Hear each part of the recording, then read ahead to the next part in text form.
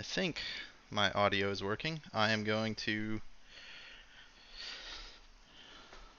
be working on my little D&D adventure for my in-person group, and it's the second session that I'm running is tomorrow, and I am pretty unprepared. um, but we'll see how ready I can get in the next couple of hours. Um, I've got I woke up in the middle of the night last night and wrote a bunch of notes on my notepad. So the first thing I'm going to do is try to kind of transcribe some of those and do some thinking. So we'll see. Let's see. Does this mess everything up if I resize this window? A little bit. How's that? That's not too bad. It's a little bad, but not too bad. Okay.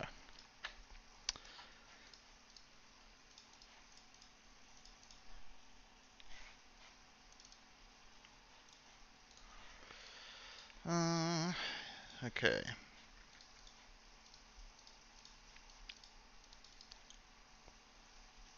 I'm just going to create a new file. Continued in session 2.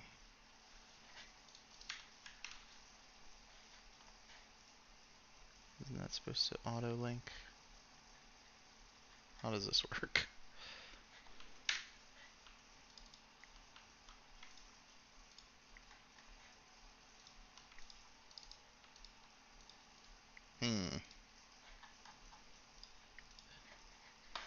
Thought I had some extensions running that...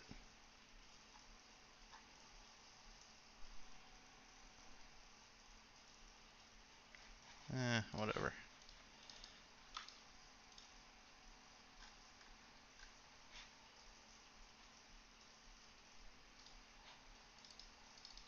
This is weird. What's up with my extensions here?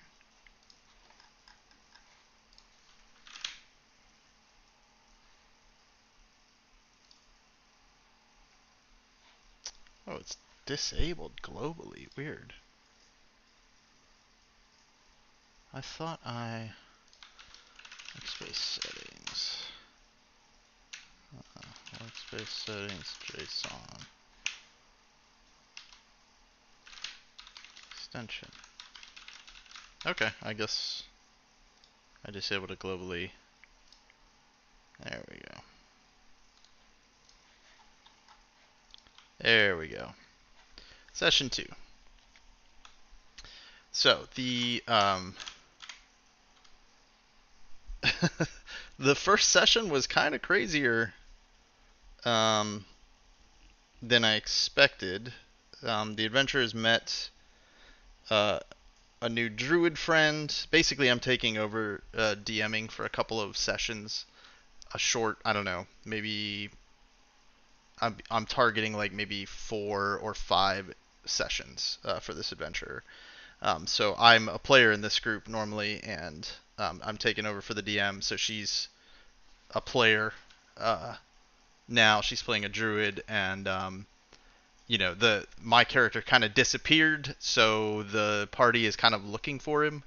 But the adventure isn't about finding my character. It's just it was a little bit of a hook to just get them to go down a direction to try to find my character and meet new people and go on a new adventure.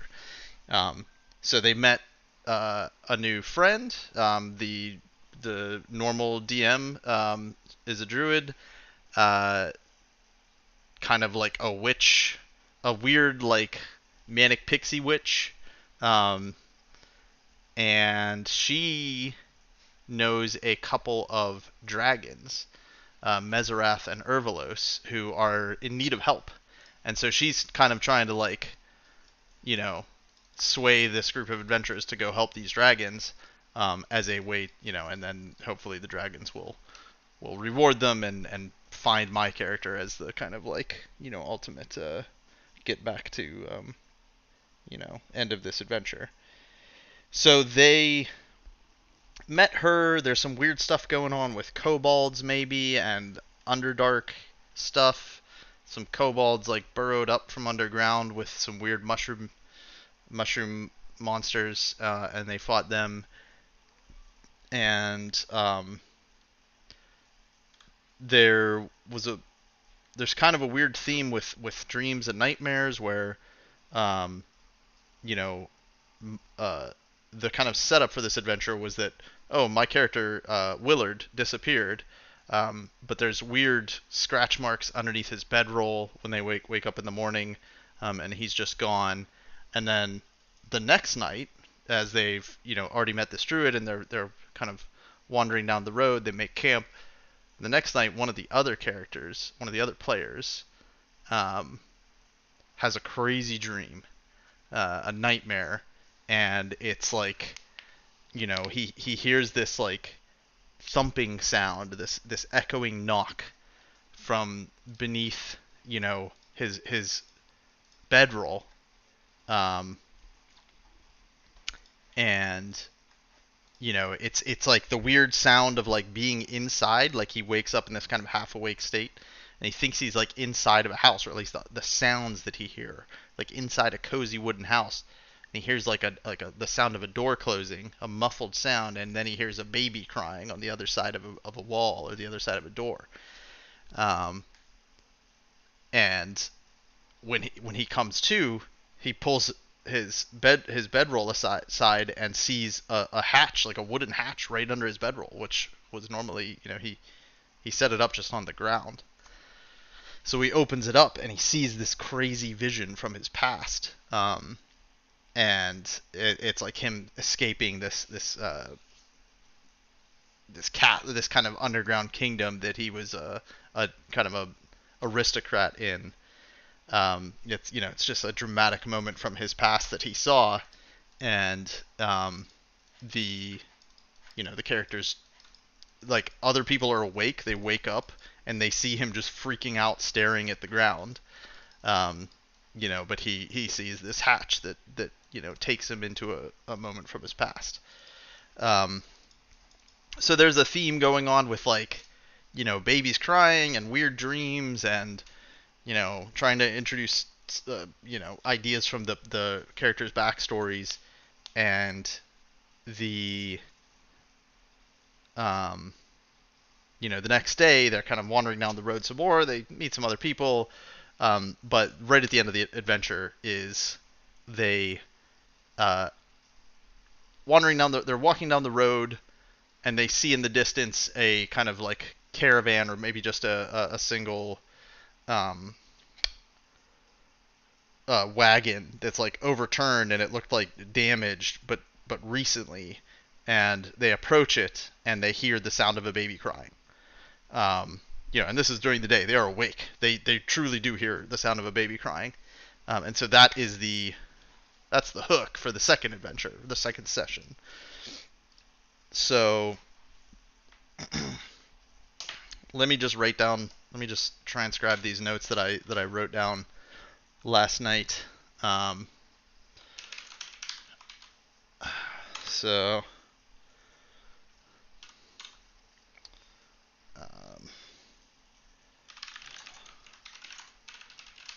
Silka.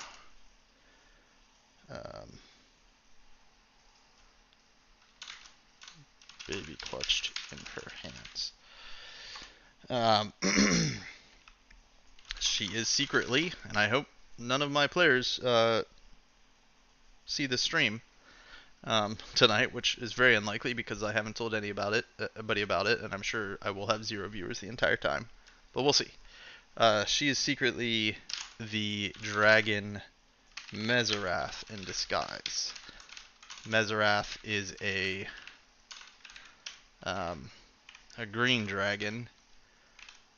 Part of so the overarching theme is that there are there's this dragon couple, an unlikely dragon couple, a brass dragon and a green dragon, um, who are trying to have a baby. And the kind of setup that I invented that, this kind of mythology in this world where the um, dragons can't have true dragon offspring without the blessing of um, Bahamut and Tiamat, who are the in the D&D lore, they are in the Forgotten Realms lore, I guess they are the gods of the dragons, and there's an evil one and a good one, and one lives on Mount Celestia and one lives on um, in the first layer of hell. I can't remember what it's called. Um, and once every however long they get together, decades, um, they get together and like kind of create a clutch. This is my mythos. They get together and they create a clutch of true dragon eggs and distribute them or something. I actually haven't. I'm kind of a little wishy-washy on exactly how it works, but basically they are the ones that somehow imbue true dragonhood to baby dragons. So if a regular couple of dragons try to have a baby, they will not have a true intelligent, magical dragon baby. They will just have a kind of an animalistic dragon that never grows up to be massive. It's just like it stays the size of small. I mean, I don't know how big, but they're just kind of animals. They're not magical. And so, where was I? So that's the kind of adventure that I want the group to go on. But we haven't even gotten to meet Meserath and Urvalos yet, so we're getting there. But the way that I'm introducing this second adventure is they're gonna meet this kobold. The kobold has a baby, like a human baby, which is weird, obviously. Um, and yeah, so feathers adorn her head, and she has green scales.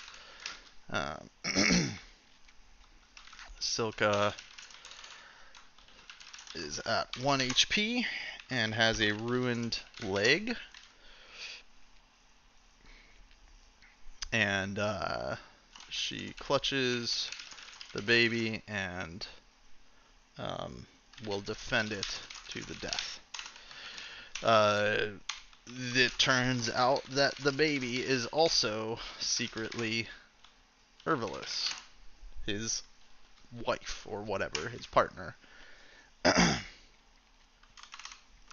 So as the characters approach, she'll lash out.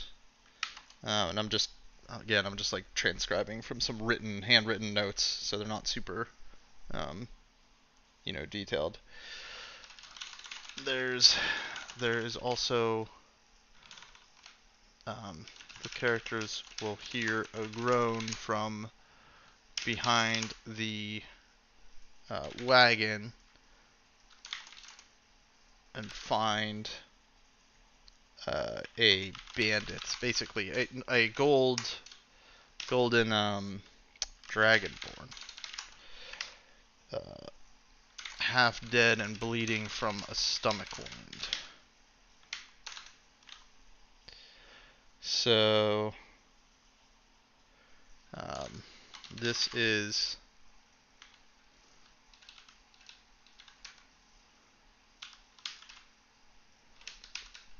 I think I gave him a name.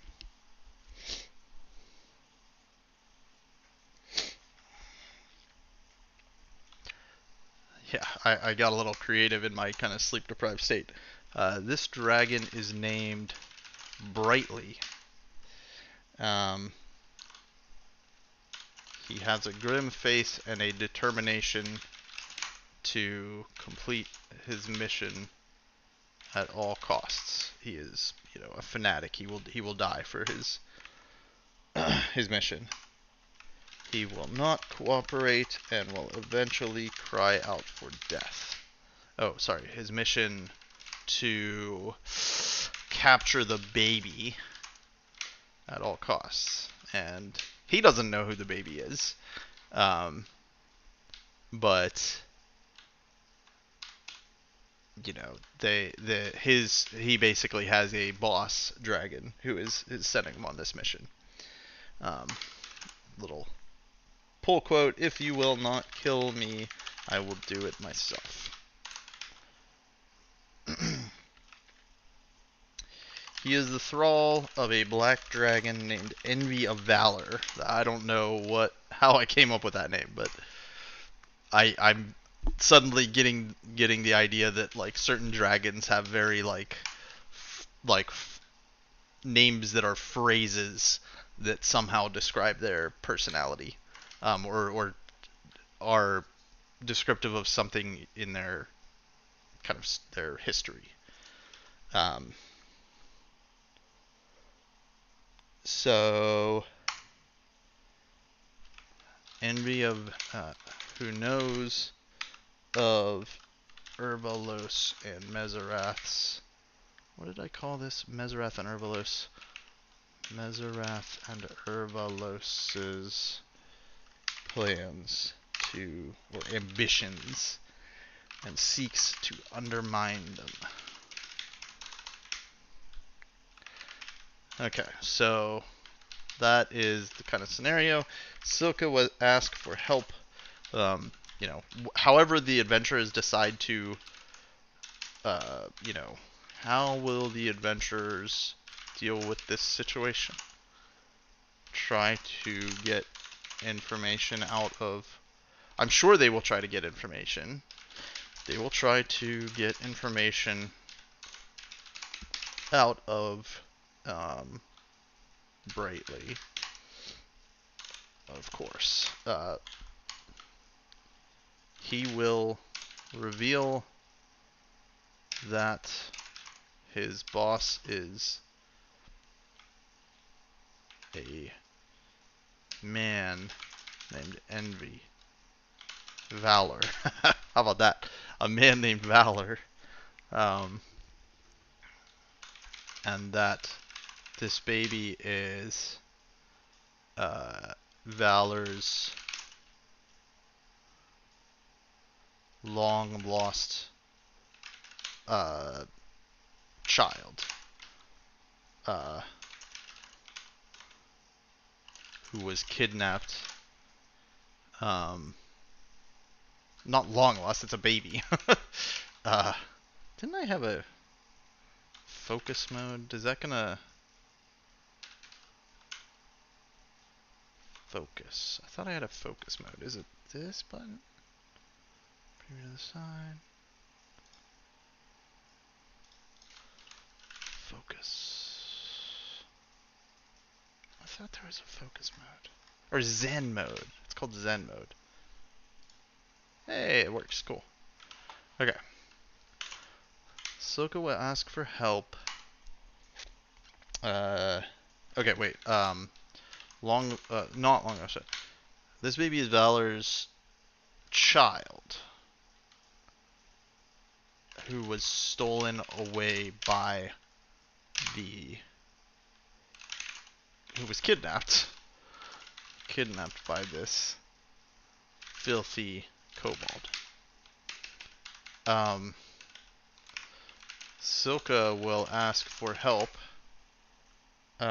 delivering the baby to its father, who lives in the river valley to the north. So obviously Silka will disagree and state that, and tell the party that Brightly is a fanatical follower of Envy of Valor, an evil dragon.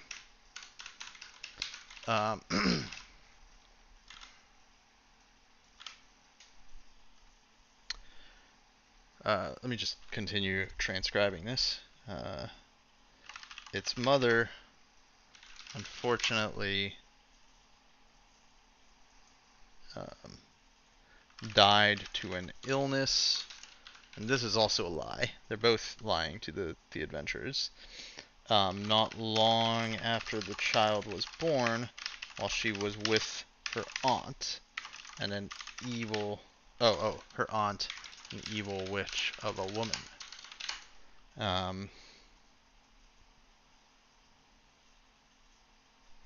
This is... Okay. Died to an illness long after the child was born, while the mother was with the mother's aunt. The precedence here, or the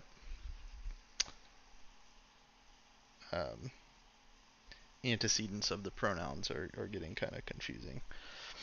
An evil witch of a woman. Silka is the mother's trusted friend, and stole the baby away from the aunt to bring it back to the father, a virtuous fisherman and carpenter. I don't know. I guess I was kind of getting some biblical inspiration there. And Silka and the party arrive at the man's house. The black dragon, and this is, these notes are they're moving very quickly. I think I need to fill in a lot of detail about these characters and what's going on, but, you know, the idea is, hopefully, they will get to the property that the man lives on, which is really the property of Meserath and Urvalos. They kind of live in a hidden valley away from, not too far from civilization, but, off the beaten path where people don't go. They have to go through a kind of a mountain, like a cavern in the side of a mountain, and come out into a kind of a hidden valley. The Black Dragon Envy of Valor will be just leaving, flying away from the the house. I guess I don't know, they're in this valley. They're probably gonna have like some ancient ruin, of stonework, maybe an old amphitheater or something, from their house.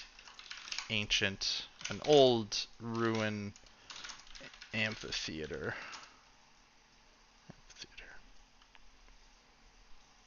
Where they brood? I don't know if that's maybe not the right word. So here I have this moment that Silka and the baby will reveal themselves as dragons. So they see this black dragon, that they know, Envy of Valor, fleeing their house as they arrive. What's he doing? So they're gonna give chase. No, says Silka.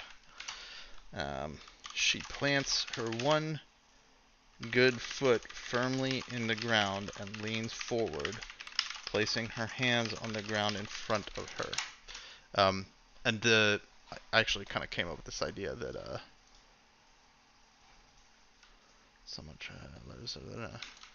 missing his rear left leg after a battle with Envy of Valor long ago. This should probably become a link. A black dragon envious of Meserath and Urvalos,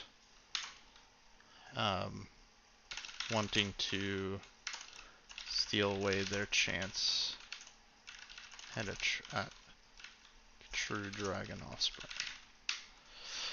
Okay.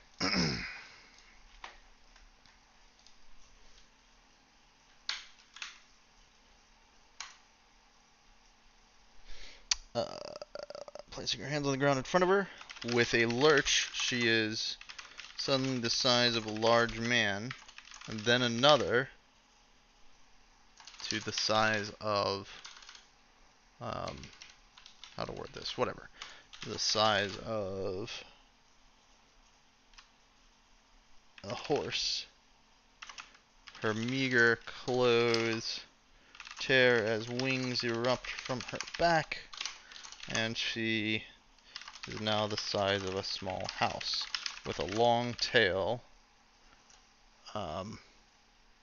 whipping wildly. DC 15 dexterity saving throw, or be knocked prone. I have a format for this, for any of these challenges. On a DC 15. I need to make like a little template library. Perception check.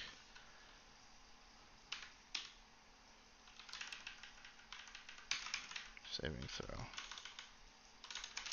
Characters will not be knocked prone.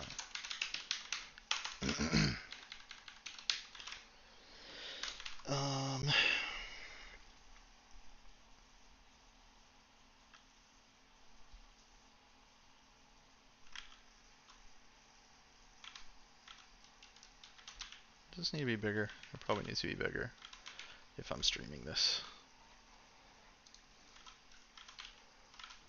Yeah, that's much better. Okay. It might be too big for my own comfort reading this, but whatever. She is now Meserath, the adult green dragon, and leaps in the air. She leaps into the air and roars deafeningly. Meanwhile, the crying of the baby halts, and where it was, there is now a towering brass dragon, Urbelos. So, I haven't figured this out yet, but I basically want, I think, you know, these dragons need to be limited somehow, right? This is a group of like level 4 adventurers, I think. They need the adventurers' help to do something on their, to help them with their, that helps. Their mission, their ambition to have a true dragon child. And so I think they are injured. Like, there is a reason that they are shapeshifted as a kobold and a baby, right? They were like damaged in they were like injured in a fight with Envy or something, and they're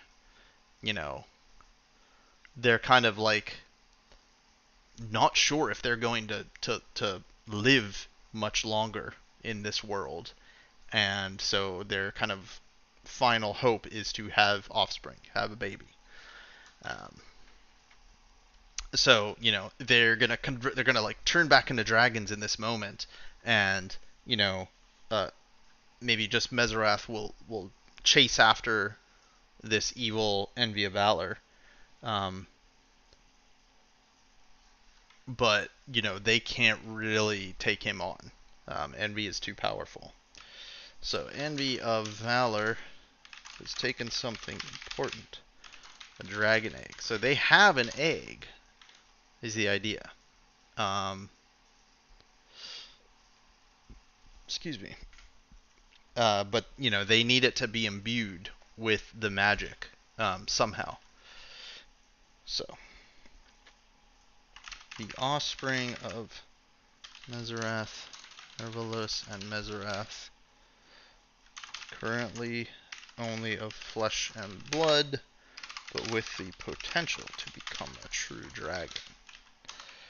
Meserath and Urbelos have several animalistic offspring, but they seek true progeny. This is kind of like a summary of what they want. They must have the help of the party to retrieve the egg from Envy of Valor. And then the kind of final ideas that I had last night were and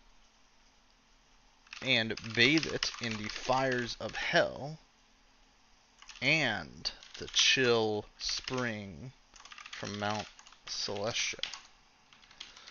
How about bathe it in hellfire and a chill spring from Mount Celestia, where boundaries between they will be able to do this where boundaries between the planes are thin.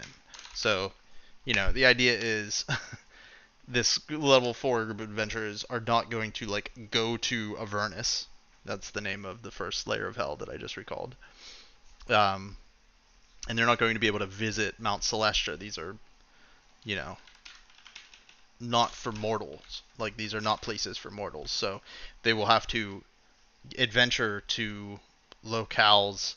This is a common kind of trope in a bunch of D&D adventures. Like, the spheres, the celestial spheres, the planar kind of the planes of the multiverse or whatever, are kind of like floating around, and they are near each other at different places in the physical realms. So you can go into a badlands somewhere, into a deep cavern, and find an area where hellfire and brimstone is like bubbling up from the ground, and that is just where if you were powerful, you'd be able to like transition into that other plane.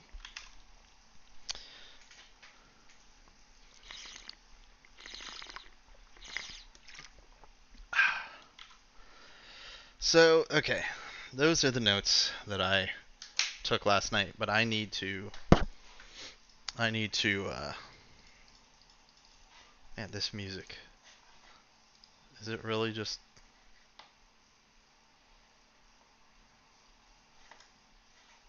3 hours? Is this actually different? It sounded like a repeat.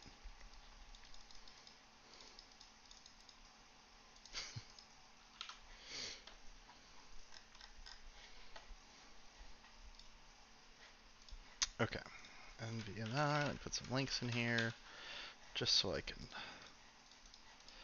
Silka. I don't know if I want to give Silka her own page because she is really just Meserath.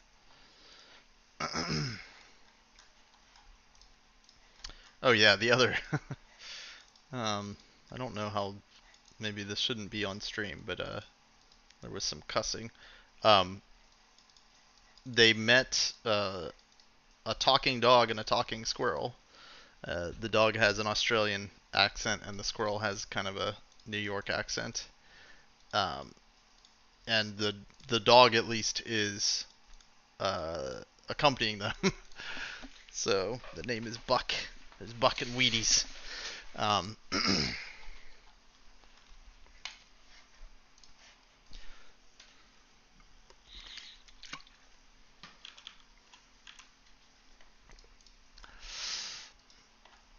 Alright, man, I'm kind of hot.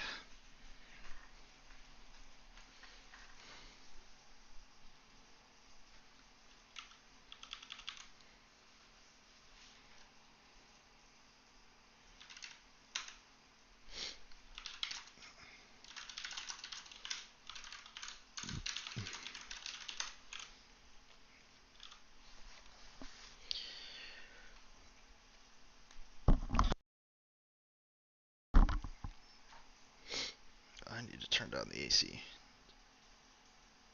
I don't know what it is, but it was really hot today. It was like 92 degrees on October 21st.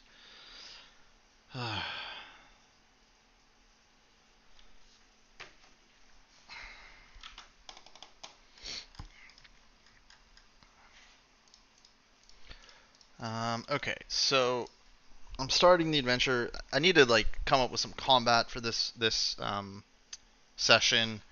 I let's put a to do, and also let's see the baby. Um, let's give this a section. Uh, M and E's valley. Excuse me. So, combat. Um,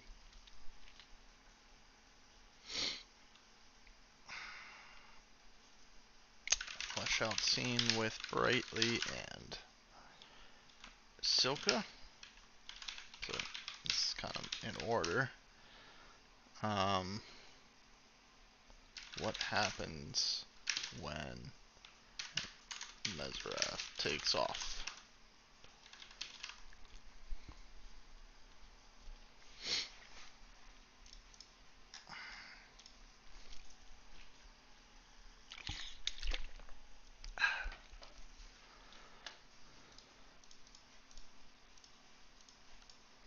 Let's see.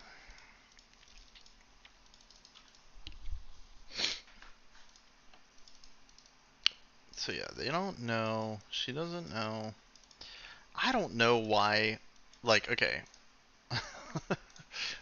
Why are M and E traveling uh, transformed? So I think, you know, the general idea here is that somehow this is related to the fact that they are injured or weakened.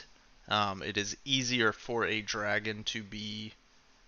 I don't know. The idea is that it's easier for a dragon to be shapeshifted into a tiny little kobold or a human even than it is for them to be in their full dragon form, just because they use less energy, I guess, to be in that state. They are not powerful as little humanoid creatures. Um, so somehow, uh, they got in a fight with, um, like, so rationale or setup. Let's call it setup. M and E were attacked. I don't know. Maybe they were out. Were out trying to get their egg imbued with magic to become a true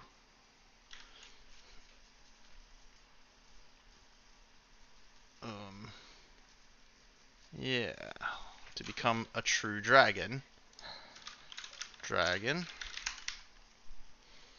Um, them and you were out trying to get their egg imbued with magic to become a true dragon. They were attacked by Envy of Valor, who wanted to steal their egg. They were able to fend him off, but took damage in the process. And Envy of Valor is, I guess he's going to be like a more powerful dragon than they are. Maybe together on it. If they fought well, they would be able to kind of take him. But he is more powerful than they are individually, and they were just not having a good day or something. They were caught off guard when he attacked. So that happened. They were able to fend him off, but took damage in the process. They saved the egg initially and sent a. Let's see. It's like somehow I need the egg to get back to their house. Maybe they used a magic spell to send it there, or maybe they like got someone else to take it there. They saved the egg, and I'm kind of thinking like one of the ideas that I had was somehow that there would be some harpies somewhere in this adventure. So maybe they cast a what's that stupid spell called? Geese. Geas or something. Spell.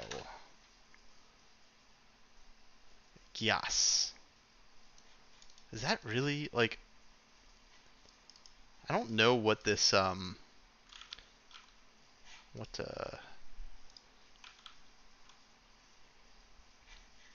me switch over to my browser here. I'm curious like what the etymology of this word is. Geas. Yeah, so this is oh, it's probably somehow related to the word quest. Yes, quest. Conflicting on the internet. Section of Dungeons and Dragons back on the Wizards of the Coast says Gias. Gias or gas. Gas. I don't know which of these. I have no idea how to read that. Gias or guess. Ancient Irish mythology. It means vow or obligation placed upon a person. God, what is this stupid? Ugh. I have to turn that behavior off in Edge. That is the worst thing ever. I forgot about that.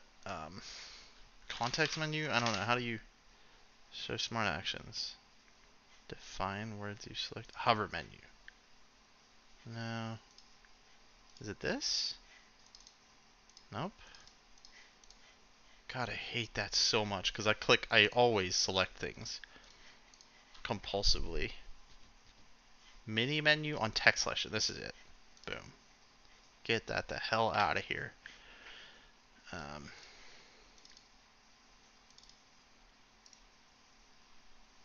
Okay, much better. Fact says they are dictionary pronunciations.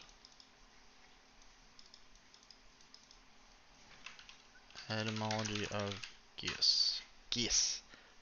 Geese. Yes. Geese. Geese. I'd love to hear someone pronouncing this. Gesh? Gesh. That's interesting.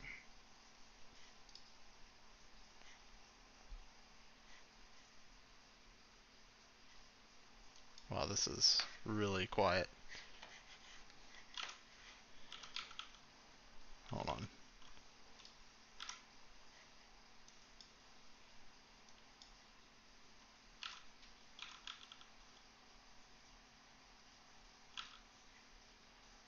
Gish.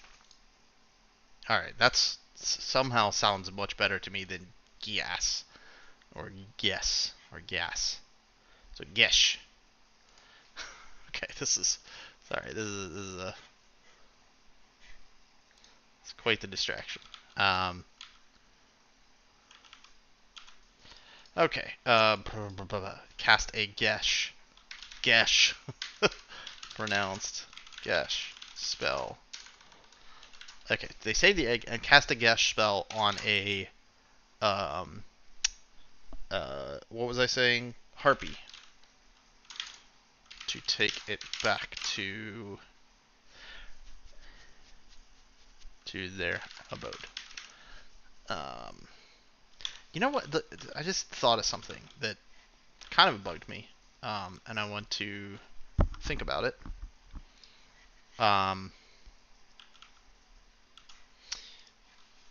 Suggestion. So D&D Beyond. I wonder if this will get me some sort of copyright thing. How did I log in? Can I log in with Google? Oh. This is my kind of private or streaming only browser thingamajig, so I haven't... Do I have a Wizards account? Let's see here. Wizards. Oh. Man.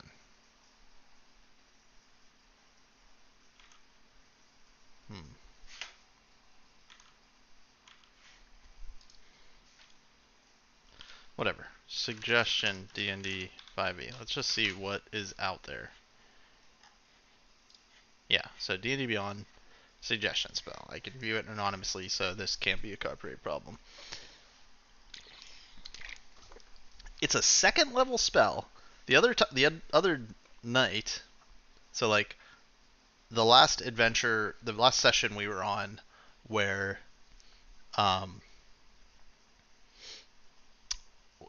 like the last one that my character was in, Willard, we got kind of ambushed in the middle of the night by this group, this couple of bounty hunters who were going after this this character in my group named Leaf, who is a enemy of his former kingdom, basically.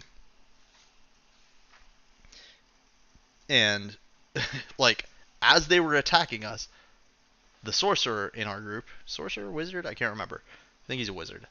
Cast the spell Suggestion on one of the attackers to say, go back to this inn 8 hours away, or like not 8 hours, but several hours away, and give your weapon to someone in that inn. And I'm like, and the DM allowed it, and I was like, that's crazy. That's basically an 8-hour banishment spell. So I wanted to reread this spell, and because it like, if I were the DM, I would be like, I hate to be like a kind of downer on people using their spells, but that is insane for a second level spell. An 8-hour stun, an 8-hour get the hell away from here banishment spell. So I wanted to read this. You suggest a course of activity and magically influence a creature you can see within range that can hear and understand you. Creatures that can't be charmed are immune to this effect. The suggestion must be worded in a manner as to make the course of action sound reasonable, asking the creature to stab itself, throw itself on a spear, immolate itself, or do some other obviously harmful act ends the spell. The target must make a wisdom saving throw. On a failed save, it pursues the course of action you described to the best of its ability. The suggested course of action can continue for the entire duration. If the suggested activity can be completed in a shorter time, the spell ends and the subject finishes. You can also specify conditions that trigger a special activity during the duration. For example, you might suggest that a knight give her warhorse to the first beggar she meets. If the condition isn't met before the spell expires, the activity isn't performed. If you have any other companions to damage their target, the spell ends.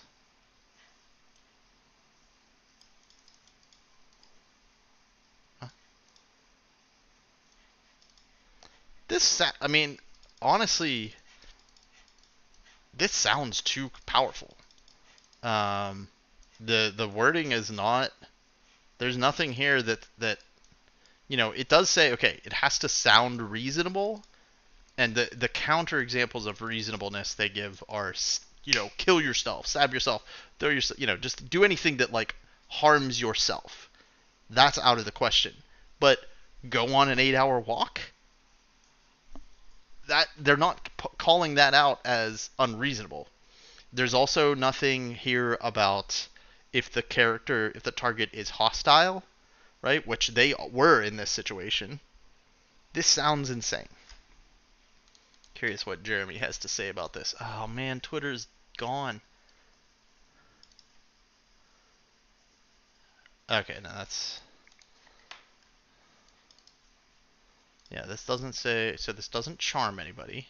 So it's even more powerful. Well, no, it does say that, yeah, if they can't be charmed, they're immune to this.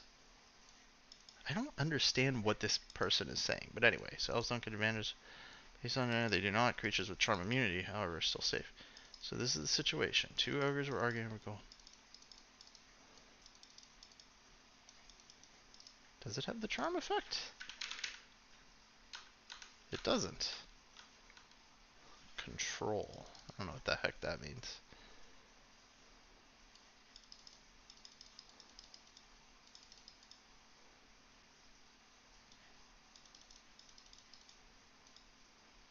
No.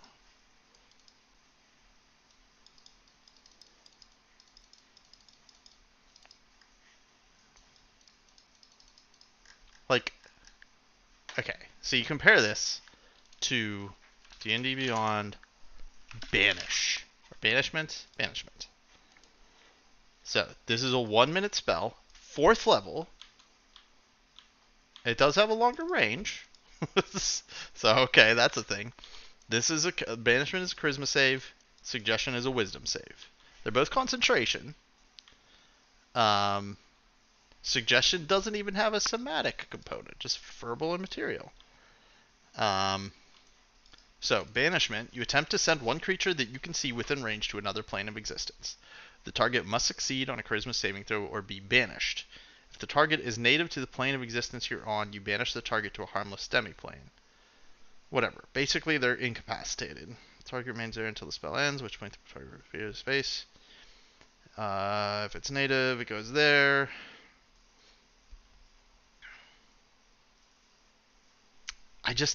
I cannot understand, you know,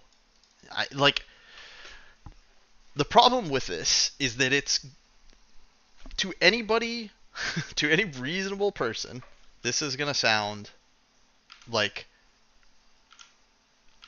it's a 2nd level spell. It lasts for 8 hours, and you're saying that, like, as written, if you can word it as reasonable, whatever that means, then they will do the task if they fail to save. And they don't get to save every turn or anything like that.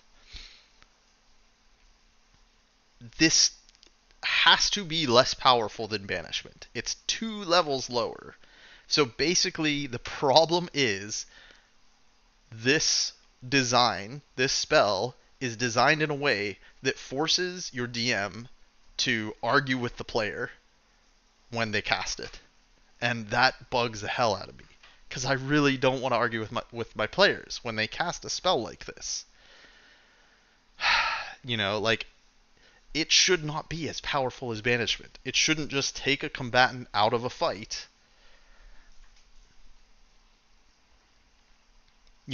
because that's too powerful. There are higher, like, why would you ever cast banishment if you could just cast many more suggestion spells, that are much more powerful because they last so much longer, and the only examples here are that you don't harm yourself. Well, okay, go on an 8-hour walk is still just as powerful, is much more powerful than banishment. So I don't know, like, it's just, and because I'm the kind of DM that, like, cares about this kind of stuff, I'm the kind of DM that's going to like be put into the, situation, be forced into the situation of arguing with my player whenever he wants to cast it.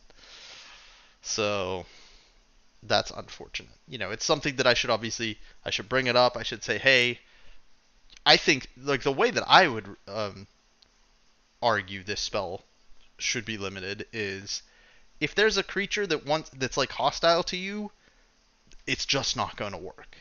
It just won't work against combatants. Like, maybe if it's like an accident, like a situation where, like, oh, you accidentally piss someone off, you can say, hey, wait, sorry, that was an accident, and cast the suggestion spell. Just be like, let's just chill out, and that, I think I would say that's okay for the suggestion spell. But if it's like, these are bounty hunters, they know who you are, and they want to capture you. They are determined to do it. Or they're monsters who, are trying to eat you because they're hungry, or, like, because they're evil or whatever. If you're in a fight with them, or if they are otherwise hostile to you, suggestion just shouldn't work. I think that this is a really powerful utility spell for, role-playing scenarios where you could just kind of, like, even then, it's, like, really powerful, and it can kind of, like, throw a DM for a loop, and I think that's fun, and that's cool in that kind of scenario. But, like, yeah, I would just say that, like, this cannot be used, normally this can't be used as a combat spell. This can't be used as a way to remove a combatant from the fight. And the way that, the one kind of hooks that they give you is by doing this kind of suggestion thing that they talk about, where it's like, the reasonableness test. So yes, like a bounty hunter that wants to capture you is not going to find it reasonable to go on an 8-hour walk. Um, you know, an evil monster. Well, I think yeah, it's crazy. Okay, and understand you. So evil monsters aren't going to. I mean, intelligent evil monsters will understand you, but most just normal monstrous things won't because they don't speak common. So yeah, like that's the only thing is like I'm gonna say no, that doesn't sound reasonable, and the player's gonna say like why not, and I'm gonna have to like argue about it. Anyway, that's just that's my rant about the suggestion spell. Um, I'm just gonna say like, hey, if you're trying to use it in a way that makes it more powerful than banishment, it ain't gonna happen. It ain't gonna happen, buddy. Saracen versus banishment. I'm curious if anyone has talked about this particular. Warlock managed to get suggestion work on a creature. Rolled a really bad and saved advantage. Leave us alone without doing anything harmless. For yeah, yeah, dude. What is the advantage of banishment over suggestion? For campaign setting reasons, permanent banishment of a creature does not work. So DM rules that all creatures go to the harmless totem plane. So in this case,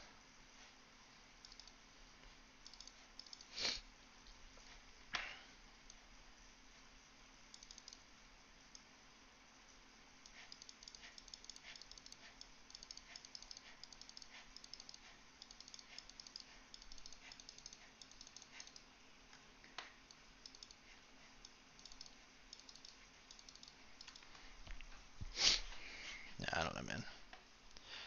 Whatever. I gotta get back to work here.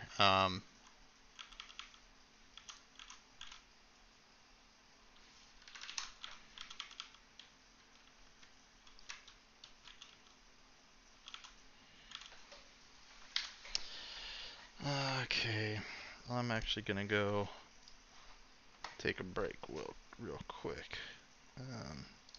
To working. Maybe I'll leave it on working here, just so you guys can see that.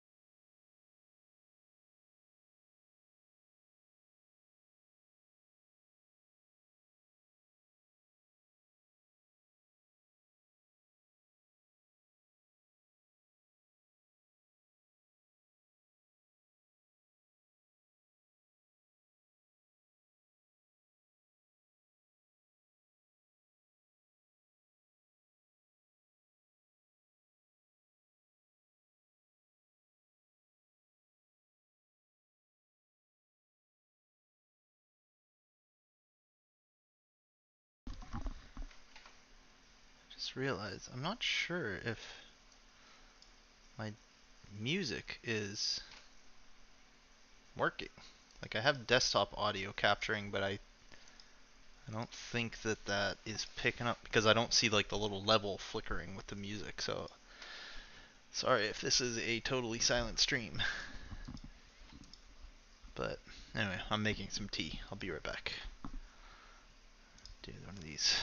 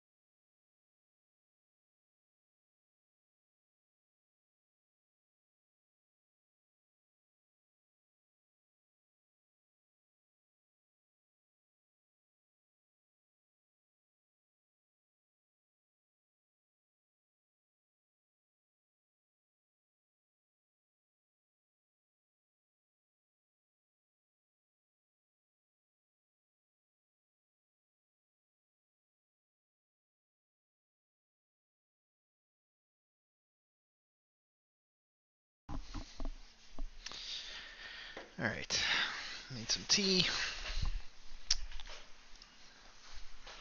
Let's get back to work. I'm actually going to check my stream to check that audio thing.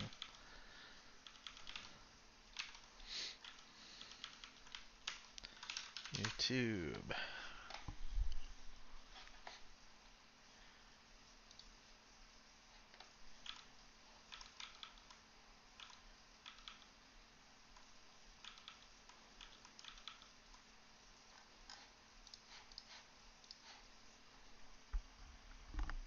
What the hell? Okay. Yeah, there is no music.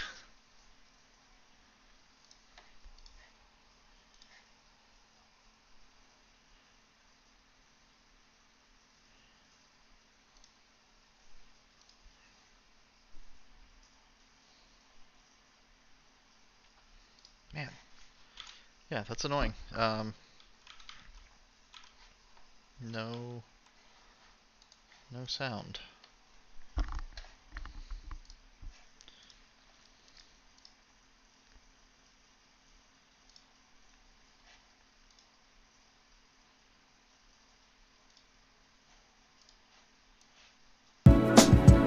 There we go. Turn that down.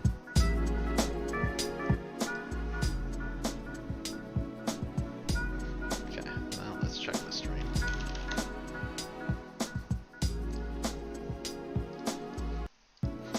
Yeah, there we go.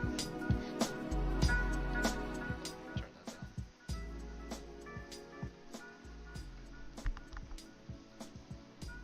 Okay, well, let's check the stream. Okay, I think it needs to be turned down even more. So let's go there. I think I need to maybe invest in a better mic too. The sound is a bit weak, thin, tinny.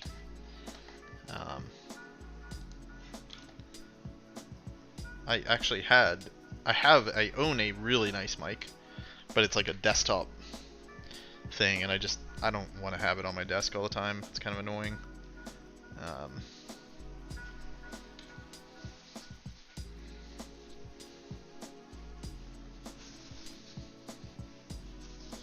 Where's my? Oh yeah. Okay.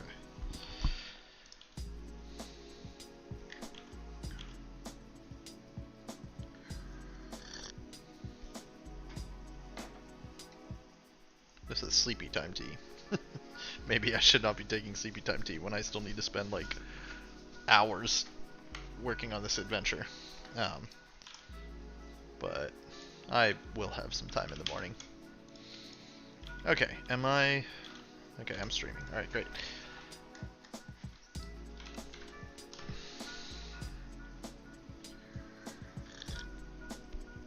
So yes, why are Meserath and Urvalos kind of in a weakened state? Why are they traveling?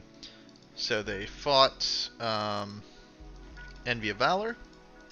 They were essentially defeated, but they did briefly save the egg. Okay. And they cast a Gesh spell on a harpy to take it back to the egg, back to their abode. So presumably they did that, but I guess Envy of Valor figured it out, followed the harpy, and got away with the egg.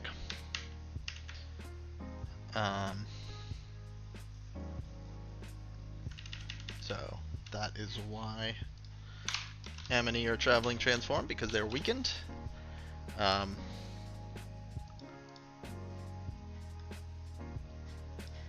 I feel like, so after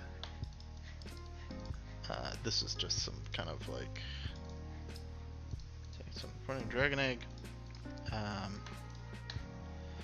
So I think basically the idea is that, you know, Urvalos will want the adventurers to investigate the ruin. I need to come up with a better name. Like, house is a terrible word because it is not a house. They do not live in a house. Their nest, their brood is specifically like, yeah, like about offspring, which, I mean, hey, maybe that makes sense. But it's also like it's not a place, it's a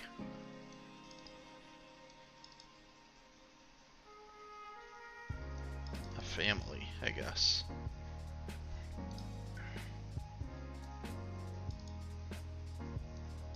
I don't know why I thought brood can refer to the place that a brood exists, but I guess not. Investigate their nest.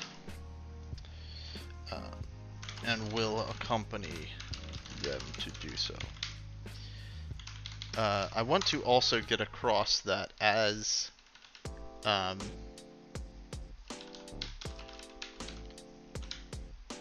Yidalgo, she leaps into the Underworlds, definitely. Though, with a, you know, DC 15 insight check, the characters will realize that maybe insight or like DC 50 insight or a DC 10 medicine check. Character will realize that Meserath is injured and not at full strength. In fact, leg. Yeah.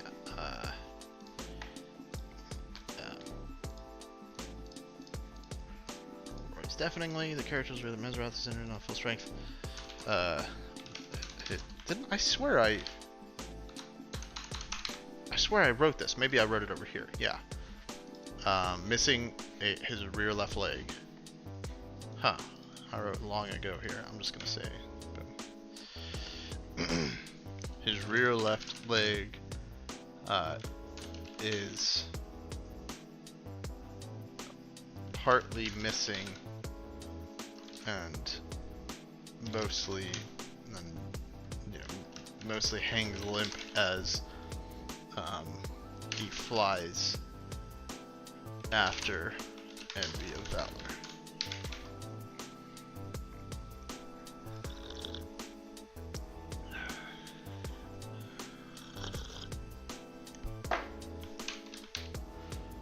Okay.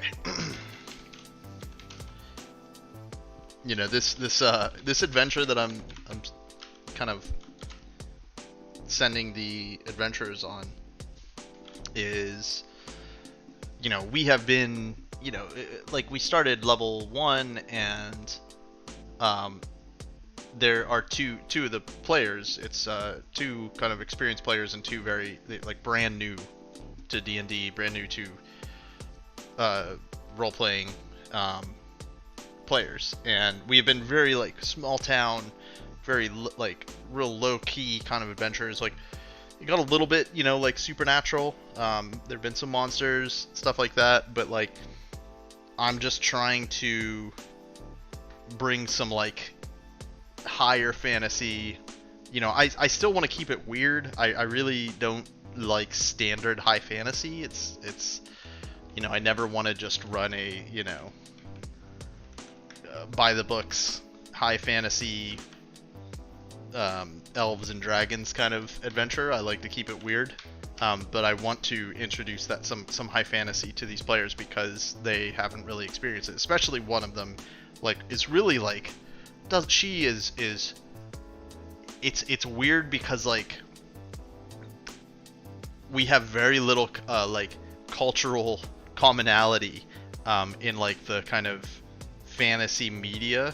You know, she's someone who literally, like, she has never even watched Lord of the Rings, you know, or anything like that. It's like it's really hard to find those cultural touchstones with someone like that. You know, who, like, growing up she was like one of those like, oh, that stuff's too nerdy, but you know, she's obviously become more interested in this kind of thing. And so I'm trying to introduce her to this higher fantasy, bigger stakes, you know, dragons and gods and planes and like, you know, but in a way that is hopefully a little more relatable, you know, about, you know, the desire to have a family, you know, like that's their goal, right? That's what the theme of this adventure is about.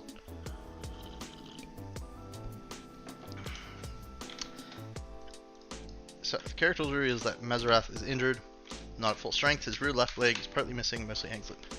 So that happens.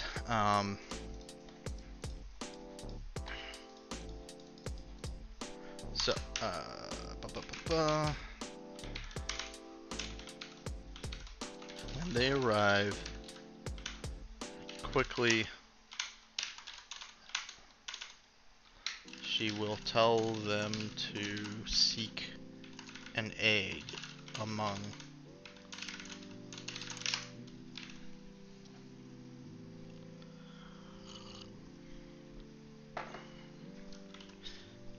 the rubble. I just had an idea. She will tell them to seek an egg among the rubble, and it will quickly become obvious that the egg returned by the harpy is gone. She, Urvalos gave strict orders to the harpy to put the egg, hide the egg in a basket, behind an oak, or like a basket placed in the hollow, egg in a basket placed in the hollow of an ancient oak tree. The basket is there, but the egg is not. However, this is the new idea I just had.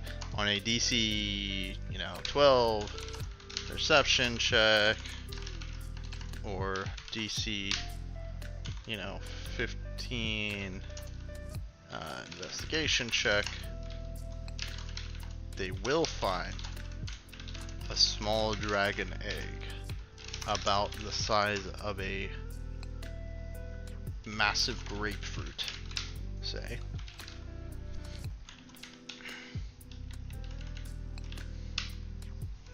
This is another egg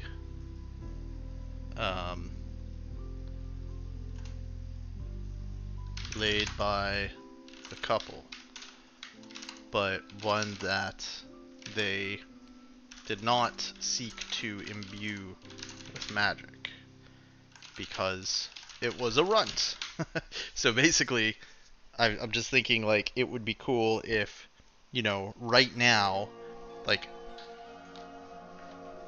maybe the Urvalos and Meserath will send these adventurers after Envy of Valor and say, hey, go find our egg. But I don't know, I'm still thinking this through. Like, will they do that? Maybe they can take this small egg, right? Like, say a normal dragon egg is like a frickin', like, larger than a football, like larger than a rugby ball, a little bit. But this egg is only like the size of a large grapefruit, right? Like a huge grapefruit, like, but still small for a dragon egg. So maybe they will say, hey, if you can't find this, if you can't get the egg from Envy of Valor, take this one, because we will take what we can get.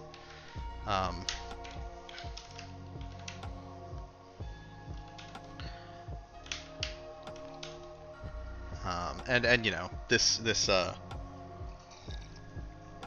this check here will be, it's not the only way that if they fail these checks as they're looking around, Urvalos and Meserath will still tell them about this other egg and give it to them. Okay, so Urvalos will explain that they have several animalistic offspring already. In fact, just to give it a little more depth here,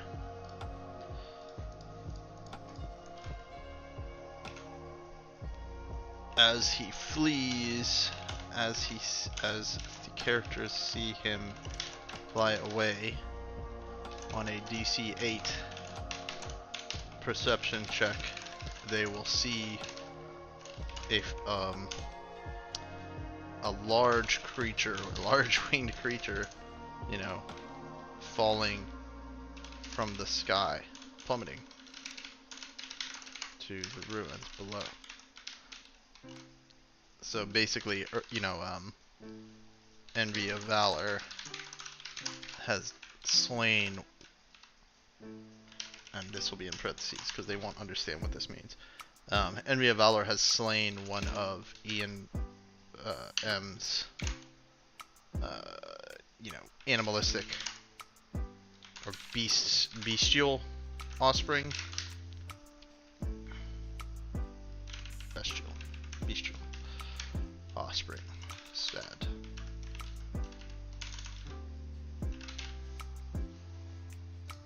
I can use emojis. Okay.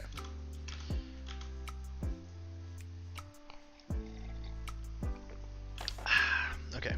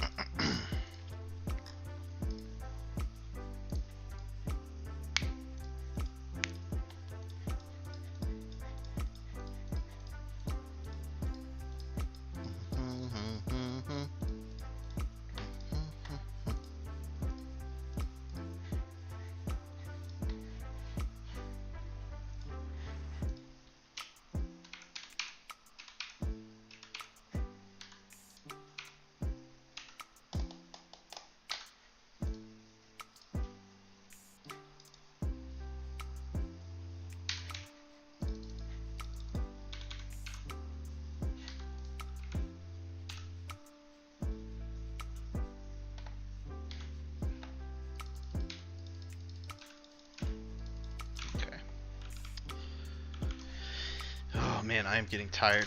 This is... I do not. I should have been preparing for this adventure, like, at the beginning of this week. But it's only 9:30. I should work on this for another hour.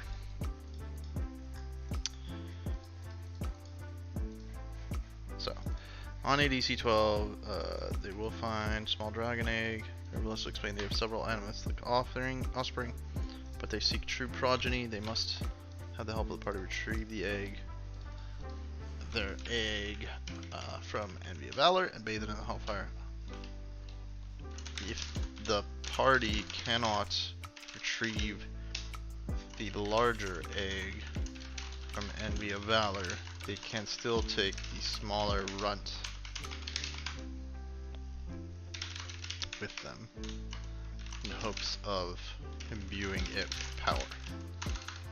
So I feel like this should basically be the end of the session. So really I don't want to spend too much time, like, I'm not totally sure about that, but you know, I want to have a little bit more stuff to do, stuff that happens before they get here. Like maybe a combat on the way from, you know, meeting Silka to,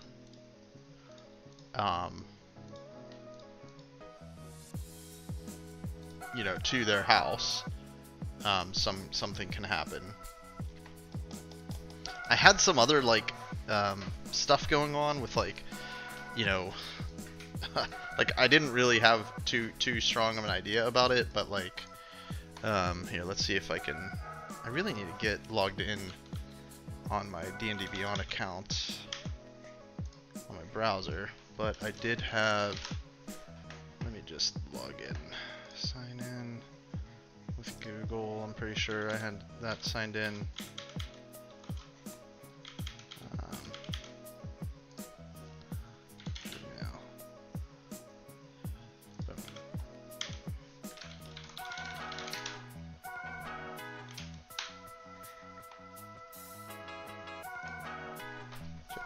Pixel 8.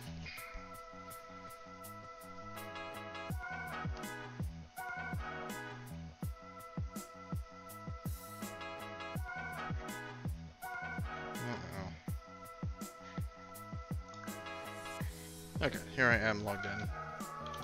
That showing up? Yeah, okay.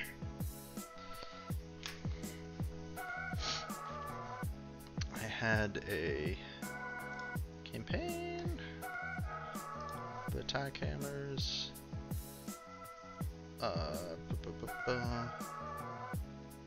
wait, maybe it's not per campaign. My encounters.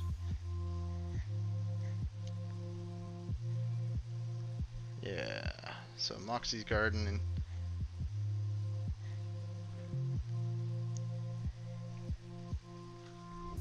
yeah, so they fought some kobolds and some deep dragon wormlings in the last session. And these are like, I don't think I should show too much about this on stream because it's in a commercial book. But they're like from the Underdark, and so I don't know, like I had the idea that maybe there would be some connection to the Underdark in this adventure. One of the reasons why is that one of our player characters spent some time in the Underdark. He was like captured and taken down there or something, so I was thinking maybe I could connect something there, but honestly nothing's popping out at me, like, so I might just forget about that and just move on to other themes.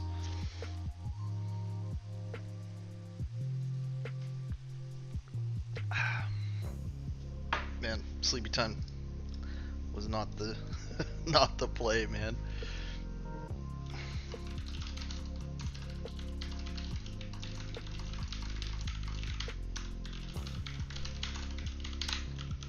I love Sleepy Time tea though.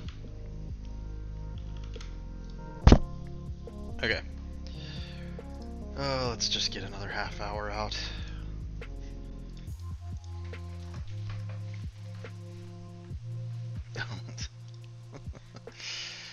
Okay. So I feel like maybe there's some good interactions between like there's this scene where they meet Silka and you know, Silka and Brightly, and maybe there will be some input from Buck, the talking doggo, the Australian the Australian dialect Aussie Shepherd, who might have, I'm not very good at the Australian accent, might have something to say about Silka and Brightly. You know, I reckon he may have something to say. Sorry if that's painful to listen to. Information out of Brightly. I feel like, you know, how do I resolve this? You know, like this is likely to be a situation that, like, it would be easy if one of the player characters is just like, you know, quickly makes a decision to side with Silka and just dispatch this fanatical Dragonborn. But if they don't, you know, I mean, it may be a little grim, but he can, you know, he may just off himself. He is dying. Like, the thing that would be really awkward is if the cleric heals him and you know, it's like he becomes, I mean, I think what like the way that this guy will act is like, if he's healed, he is going to try to fight to capture this baby. And you know, so, you know, they'll probably just get in a fight, or you know, the group is also the kind of group that is very liable to tie him up before they heal him. You know, he's gonna be basically incapacitated in a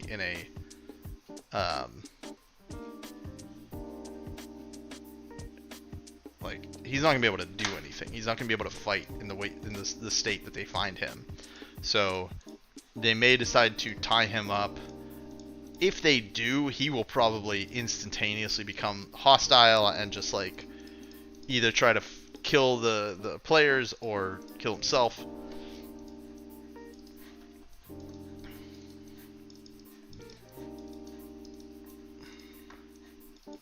How will the adventure deal with this issue? Trying to get information out brightly.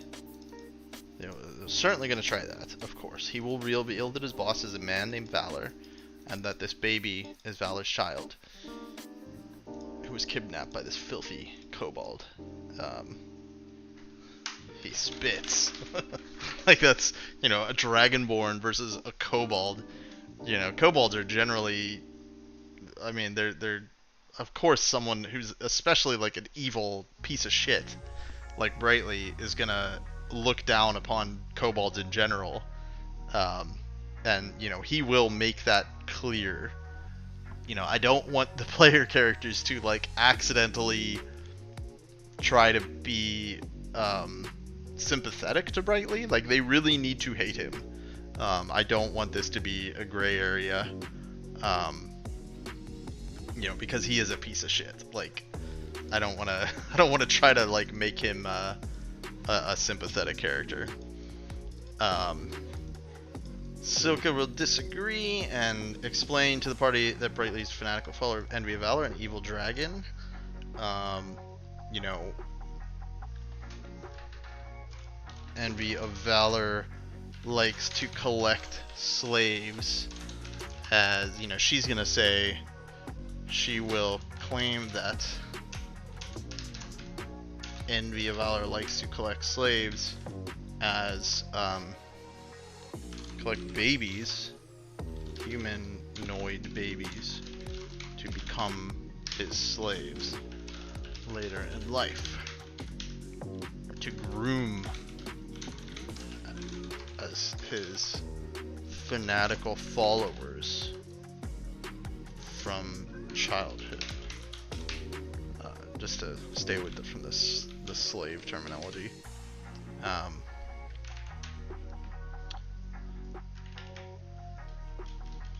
So I think, you know, likely what, like, a good way to kind of play this out as like, to give content to the session is for there to be a combat, you know, on the way to Eminie's abode. They will, you know, the party will encounter a group of Envy of Valor's Dragonborn. Or not all Dragonborn, Envy of Valor's followers.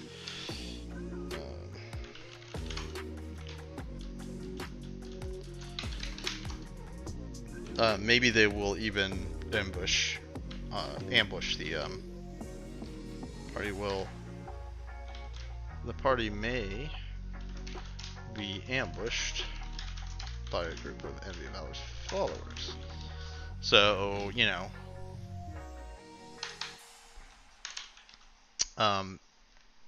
I've written about this elsewhere. I haven't mentioned it tonight, but or maybe I have mentioned it, that the way to this river valley, you follow this river and you come to a mountain, you know, like a big hill, and the river just kind of goes into the mountain through a cave, and you have to go through there. So that is a perfect opportunity for an ambush. Followers. So, you know, and this maybe there's something like, you know, I need to, okay, so combat, let's combat actual, so, counter, figure out the ambush, the envy of valor.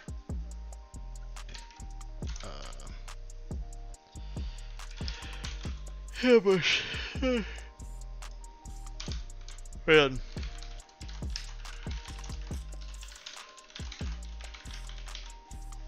Dude, sleepy time tea. Why did I drink that?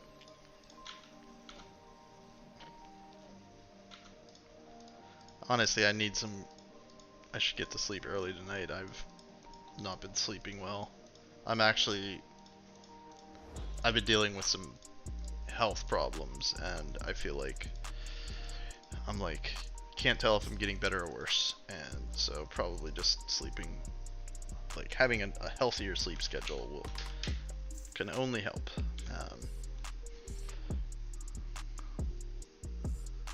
This is another late. Where was I?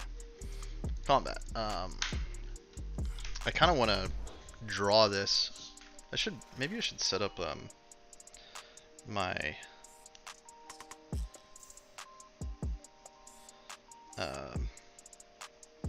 I have like an actual tablet, like a pressure sensitive fancy Illustrator's tablet, not like a really fancy one, like a cheap, sub $100 one, that I could hook up to the computer. But I got that years ago when I was like thinking of learning how to draw a little bit better, but never did that. But it would be nice for this scenario of like drawing combat maps, ahead of time. But I'm thinking that, there's kind of a big cave entrance, a river goes into it, and it's just, maybe it even kind of forks off here.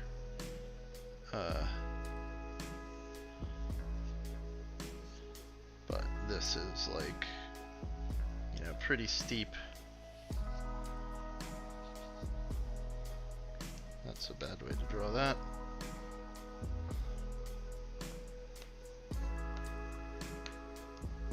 Kind of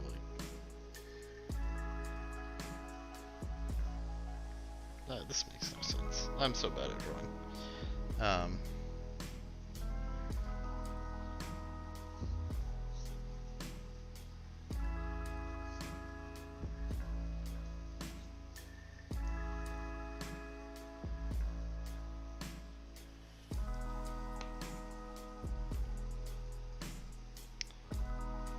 So something like this.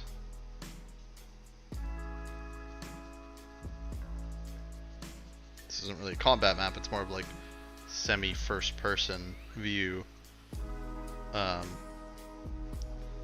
into this cave, but basically I kind of don't I need a view where my camera is bigger?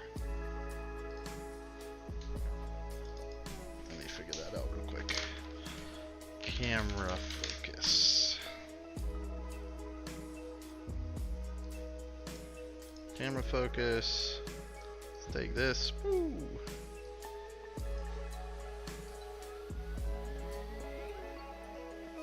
Okay.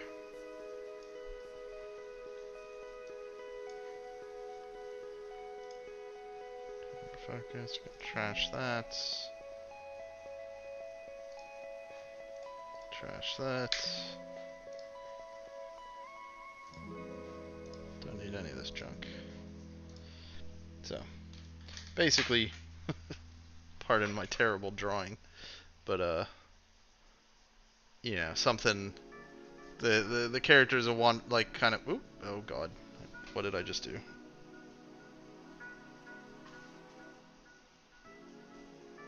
What the hell did I just do? Oh, I just went to the next page. And I zoomed in, apparently. What? How do I... Okay. What is this scroll thing, suddenly? Okay, it's gone. So the characters are kind of approaching... This is a river right here. and there's a cave. The river splits off, but that is the cave they need to go into to get to the secret river valley, and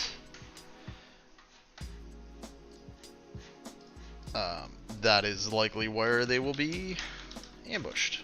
So why don't we just go over there to the encounter builder. Let me create an encounter. Create new. Dragonborn ambush. Wait, what am I doing? Name your encounter. Dragonborn. It's not gonna be all Dragonborn, but okay. Envy of Valor followers ambush. That's what it is. So let's. We don't want anything too crazy. I mean, CR6 would even be too crazy, but I'll limit it to that. I love this frickin' encounter builder. I guess we don't have. This is too high. I shouldn't show this on stream. Do I have like source? I mean, yeah, whatever. I don't know what kind of frickin'. So I want like humanoids. This is kind of where like it's easy to search for monsters, and it's like it's fun to find like crazy weird monsters. But when you just want like a bunch of random dudes, this is kind of where I'm like, you know, like I think the DM's guide, or like maybe the monster, like the basic monster manual, has like this section of just like regular people, you know, like a generic fighter, like guard, elite guard, like sorcerer, you know, that they're not like built like player characters, but they're themed to be like regular people that kind of have player character features, like some spells or some multi-attacks or whatever. Like guard. Yeah, basic rules. You know, or sorcerer, I think I remember seeing. Maybe not. Wizard. Mage? Mage, that's it. Evil mage. Spellcaster, yeah, so like the basic rules. And I don't know why it doesn't show, like I think maybe it just shows basic rules when it's in basic rules and the DMG or the monster manual, and it's the same.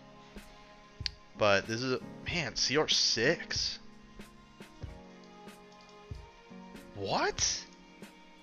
Holy crap.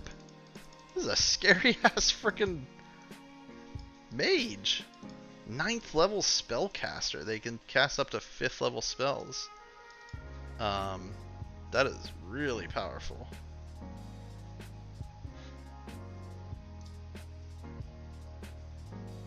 Evil mage. Oh, this is legacy. What was that? What did that say? Evil mage is hunger for arcane power. Whoa. Mind mage. Hey, what's this? Spellcaster level 2, 3, 4, 5, 6. That's cool. How does that work? Wait, what? Ah, I don't have this Dragon of Icespire Peak thing. I don't even have Ravnica. Fighter. Warrior? Warrior. Don't have that. Guess Yankee Warrior. Tribal Warrior. CR18, that's pretty low. I don't know, maybe that's one thing that would be really cool if there were just an easy way to like build a monster as a part of the combat encounter. I know I can go and like do the homebrew stuff. I think you can do that. My homebrew creations, where I'm like, apparently I made a Dark Vision feat. I don't know why I would do that. Whatever. Create a monster. Like, how hard is this? Use an existing monster as a template. Create from scratch. Never done this. Upon creation, monster will be. Ba, ba, ba, ba, ba, ba. Humanoid? Subtype. That's probably not relevant. Size, medium. Not a size. It's probably evil. Like this. This is. Yeah, man. I don't want to deal with this. Like, it's just. You type in a bunch of stuff. I don't want to do that. Like, I guess you can specify their armor class. You can just put in these numbers. But this is not what I want. I want to, like, pick abilities. I want to say, like, they have a greatsword and they have, you know, a strength of 13, and I want it to, like, auto-generate the challenge rating. I don't, because, you know, this is, I have to already be intimately familiar with all of the rules of, like, how to balance monsters. And the DMG does have good stuff about that. But this is honestly the reason, one of the big reasons that I want to make my own digital role-playing game. Which is called Arpeggio. Anybody sees this, if you go to arpeggiogame.com, maybe there will be something there in the future. It is pretty unusable right now. It doesn't really do anything, but it's there. But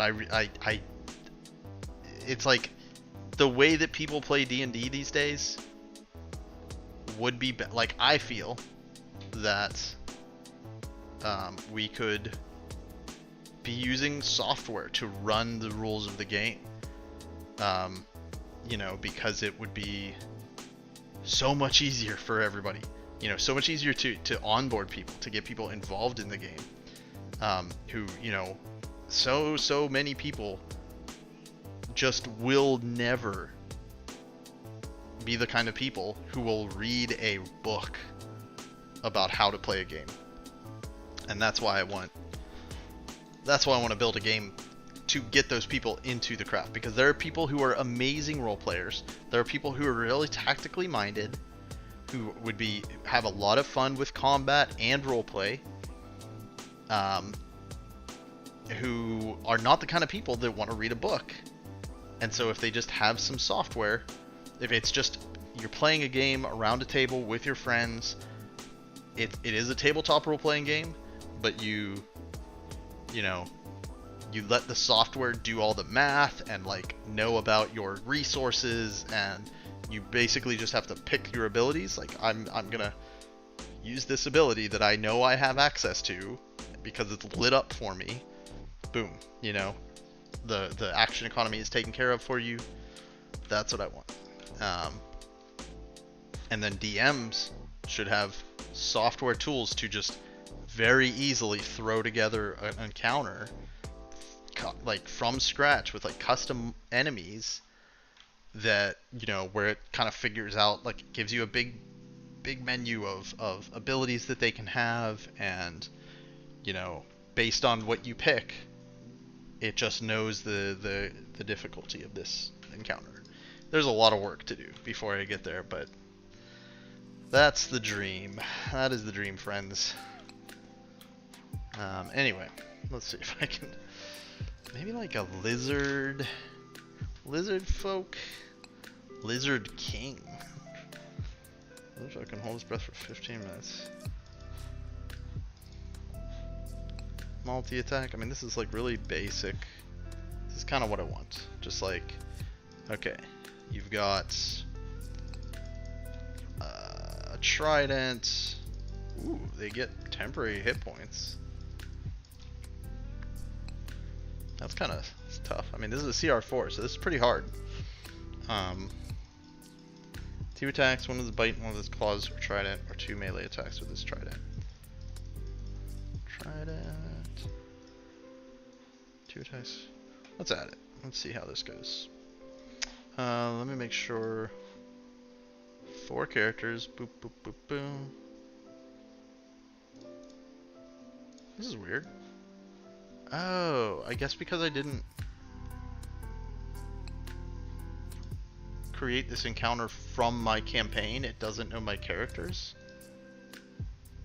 Because I know it normally does. Like, when I created my last encounter, it like showed the actual player characters who have their characters in D&D Beyond. Oh, I could do that. There we go. Willard is not there. Okay. I guess technically I have a kobold in the group and also a dog. I haven't like figured out their stats, but I guess I'll throw that in there. Average party level 3.3. Yep. So there's the 4 PCs. There's a kobold and a dog. So we've got a lizard king and queen, or queen. We've got some lizard folk.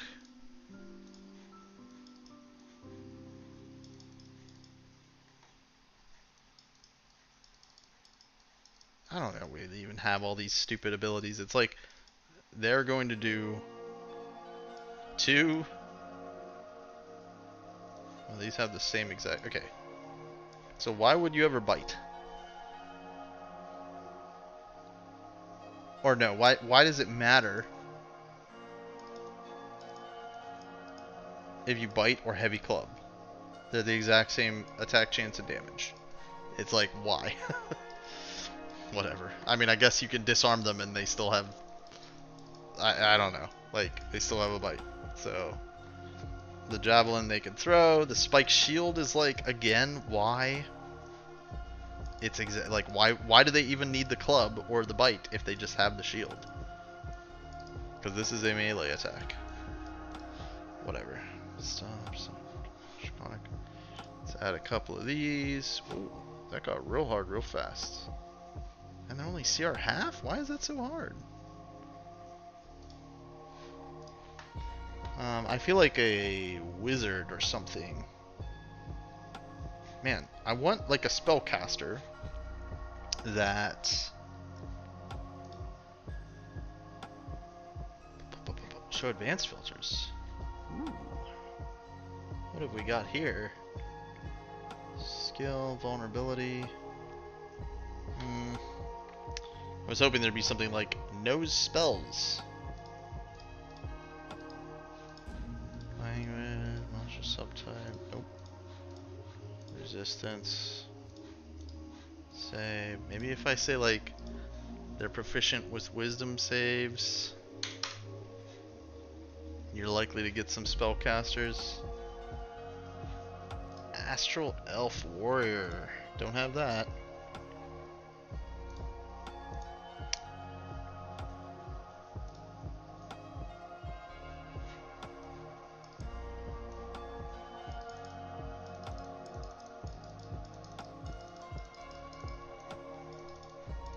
I don't know what the heck this is. It's from some adventure. Man, I want to get this Planescape book. And the Spelljammer book. I'm surprised I don't have those already. I really just want a spellcaster. Spell. These are all from a thing I don't have access to. Aarakocra Spelljammer. Nope, damn. Spell. That's what I just searched for, right? Mage. Mage is level 6. Mind Mage. Evil Mage. I can have an Evil Mage that knows Hold Person. I mean, that's honestly, that's good enough. Like that's a really, if this mage just sits there trying to either like like they can Hold Person you, they can Misty Step away, and they can charm a person. That's charm is kind of crap. They're not going to charm you in combat because you have advantage on the save. Yeah. But that's pretty good. You can cast hold person. I generally like to go for really hard fights because I don't run like several encounters a day kind of thing, that the D&D rules are theoretically based around. So I think it's if you're gonna have a combat, it's probably gonna be the one combat in the session, maybe two, and it should be pretty freaking hard because you're gonna long rest,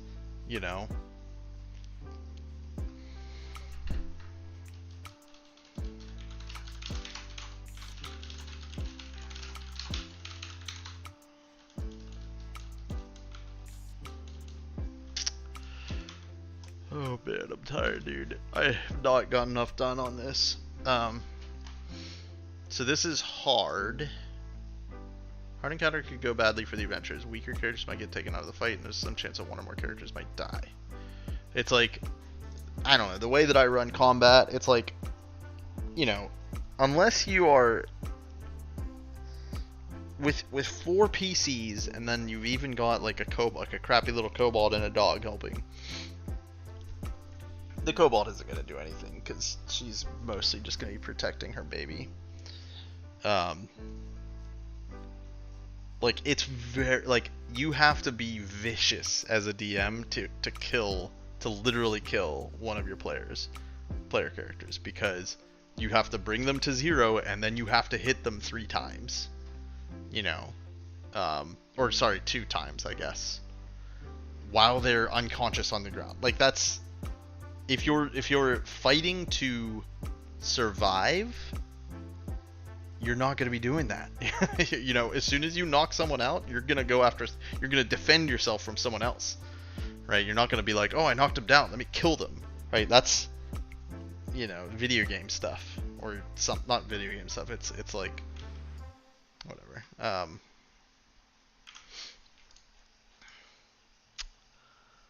So anyway, yeah, even if you're running up like what this considers hard or even very hard, I think it's funny, I'm adding this legacy content. Like, if I added another one of these, oh my god, it's deadly. Like, I think it would still be very unlikely for this combat to kill someone. But I'm gonna bring it down here. This thing is pretty nasty. I mean, it still only does 2 attacks, but it can be like, it can drag you around, it can do a bunch of damage. Oh wow, this is actually really good. this is brutal. So they have multi-attack.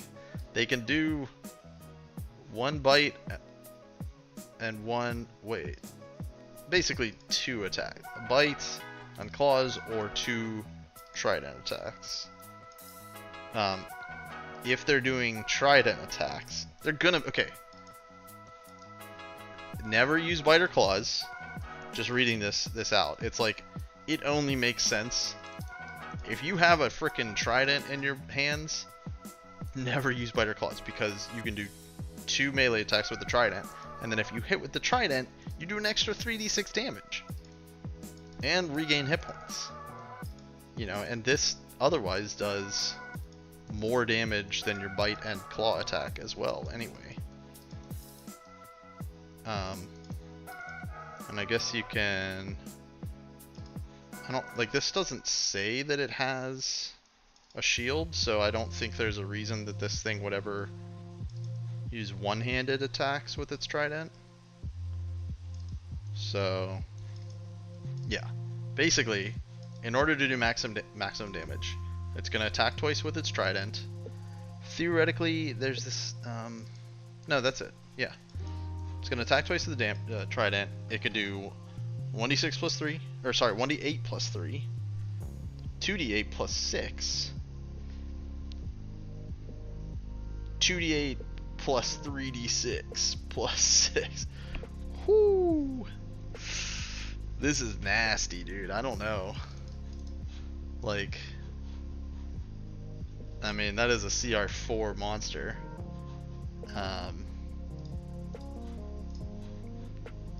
Like, how many hit points do these guys have? Like, I know that this guy, the wizard, he's gonna be like 26, you know.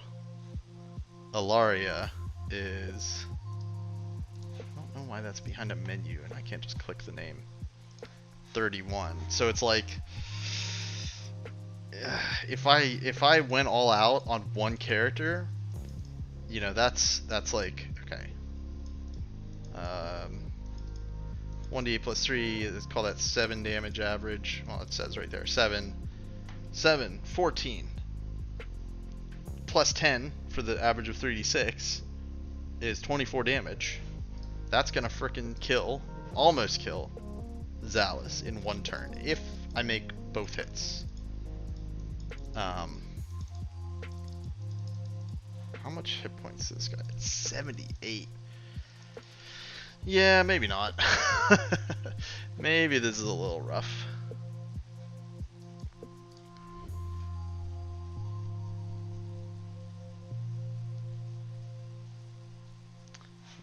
I mean, it could be fun if I play him a little easy, right? If he doesn't just go after, if he doesn't just hyper focus on someone,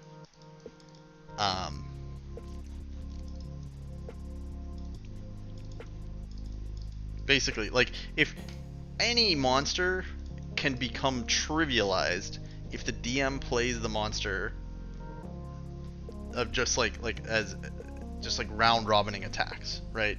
Because any one hit is not that scary. I mean, okay, it's still 17 average damage to hit one character, which is kind of scary, but it's still like, if you strictly rotate around, you're gonna have the resources to take care of this guy, as long as you don't miss a lot. His AC is quite decent, I think, for like a group of level 4 characters. Like, these people do not have super high attack bonuses. Like, this is, what is the, oh, sorry, +5. You know, so, and then that's, like, she gets +7 on her sword. So, I mean, that's actually pretty good, but, yeah, so they would have to be rolling 10s or 8s and above, you know, to hit him.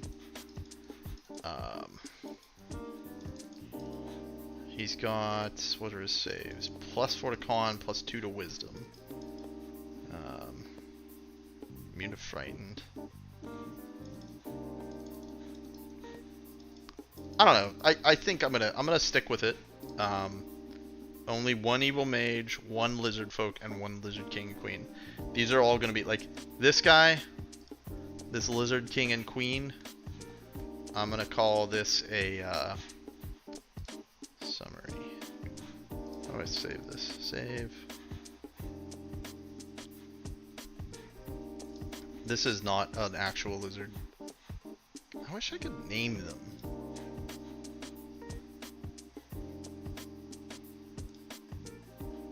I wish I could name them. Because this is dumb. You know? Like, this isn't going to be a lizard folk. This isn't going to be a lizard king. This is just some scary looking dragonborn. This is, you know, this is gonna be like a human or an elf or a halfling, and this is gonna be a, you know, they're just gonna be some people who are working for Envy of Valor.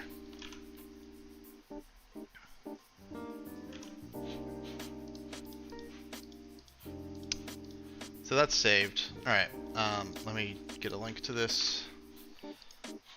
That's not where I want to link this link.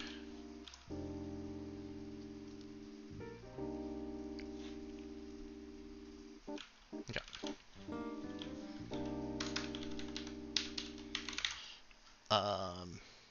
At the mouth of the cave, not even the mouth, like inside the mouth of the cave that the river enters.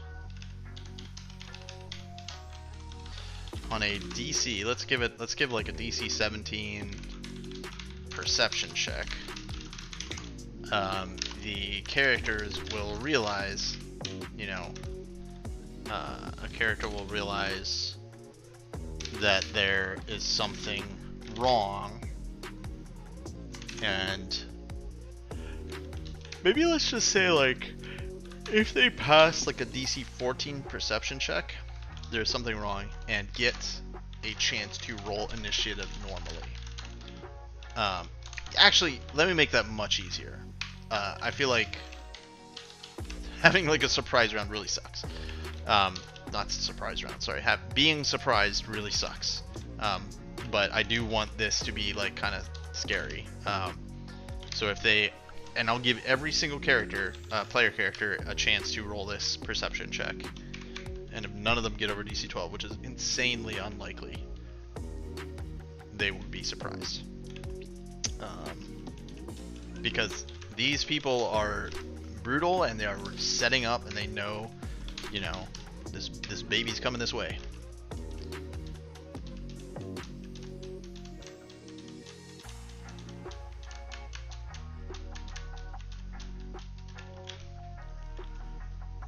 DC 12 perception check. Realize there's nothing. Okay.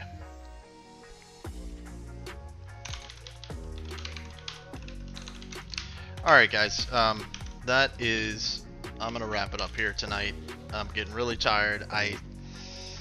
There's like, this is not enough preparation for the session tomorrow. I have the game is like starting at 1:30, 2 o'clock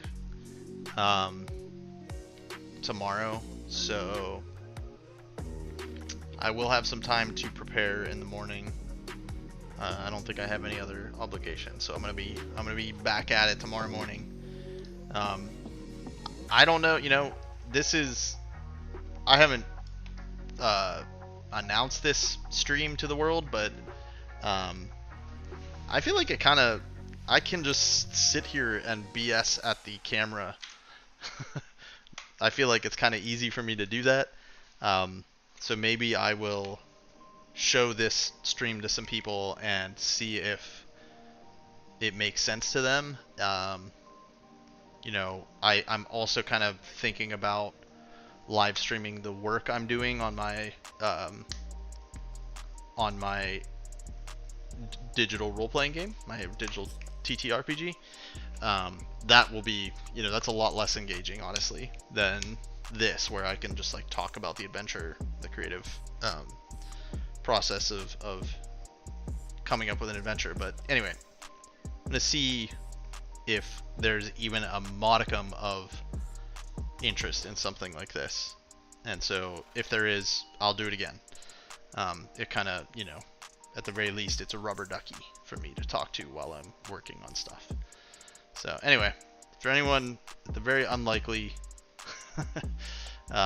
event that someone happens to watch this video, please thank you very much for watching, and let me know, like, hit me up on socials. I've got my dice.camp social thing up here in the corner. You know, I'm on Mastodon, I'm on Threads as Pure Radix. You know, let me know. Anyway,